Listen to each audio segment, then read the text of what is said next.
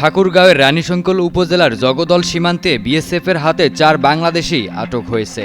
বুধবার ভোরে সীমান্ত পিলার ৩৭৪/১S থেকে প্রায় ২০০ গজ ভারতের ভেতরে এই ঘটনা ঘটে। আমাদের বাংলাদেশি ৪ জন ইন্ডিয়ার মধ্যে ছিল, অর্থাৎ ভারতে। ওরা আসতেছিল বাংলাদেশে সকাল ৫টা ৩০ মিনিটে। আসার সময় ইন্ডিয়ার বিএসএফ ওদেরকে আটক করে।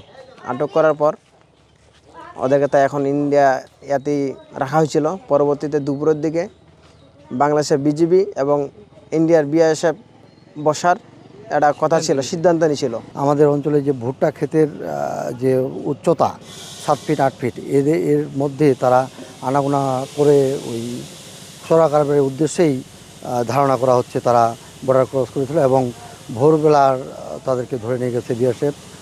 এটুকু তথ্য পেয়েছি, এর বেশি আমরা এখন পর্যন্ত তাদের ঠিকানা সহ সংগ্রহ করতে পারিনি। বসুন্ধরা ট্যাবলেট এখন আরও উন্নত। এই হট এয়ার থ্রো টপশিট দ্রুত শোষণ করে সোনামণিকে দেয় কোমল অনুভূতি। লেফটেন্যান্ট কর্নেল তানজির আহমেদ মুঠোফোনে জানান, ভারত থেকে মাদক নিয়ে বাংলাদেশে প্রবেশ করার সময় বিএসএফ তাদের আটক করে। বিজিবির পক্ষ থেকে যা করণীয় তা করার চেষ্টা চলছে বলে জানান এই কর্মকর্তা।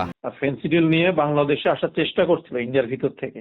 জি স্যার। আসার চেষ্টা করার সময় তারা ইন্ডিয়ান তারকাটা অতিক্রম করার আগে ইন্ডিয়ান গ্রামের শেষের দিকে বিএসএফ এর টহল দল কর্তৃক আটক। বিএসএফ তাদের কাছে ফেন্সিডিলও আটক করেছে বলে আমরা জানতে পেরেছি। জি। ও আচ্ছা। তো স্যার এখন কি পরিস্থিতি, মানে এটা তো আমরা যেটুকু জানছি যে মানে তাদেরকে কি এই পাশে নেওয়া হবে বা কোনো আমরা যোগাযোগ করেছি আমরা আমাদের বিজিবির পক্ষ থেকে যা করণীয় আমরা করার চেষ্টা করছি।